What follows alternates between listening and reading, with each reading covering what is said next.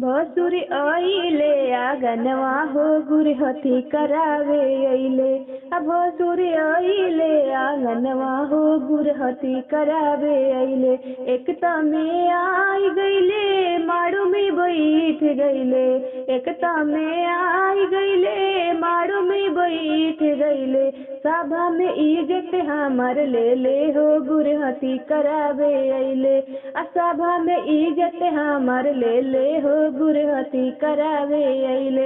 हरवा ना ले अइले भसुर टिकवा ना ले अइले हो। हरवा ना ले अइले भसुर टिकवा ना ले अइले हो। अपना मम्मी के लेके अइले हो गुरहथी करावे अइले। अपना मम्मी के लेके अइले हो गुरहथी करावे अइले। जब हम जनती भसुर मम्मी के लेके अइहे हो। जब हम जनती भसुर मम्मी के लेके अइहे हो। एही आंगन में नचैती हो गुरहथी करावे अइले। एही आंगन में नचैती हो गुरहथी करावे अइले। भसुर अइले आंगनवा हो गुरहथी करावे अइले। भसुर अइले आंगनवा हो गुरहथी करावे अइले। सभा में इज्जत हमार ले ले हो गुरहथी करावे अइले। लहंगा ना ले अइले भसुर बनारसी ना ले अइले हो। लहंगा ना ले अइले भसुर बनारसी ना ले अइले हो।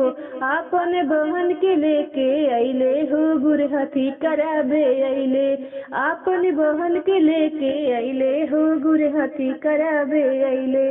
झुमका ना ले अइले भसुर नथिया ना ले अइले हो।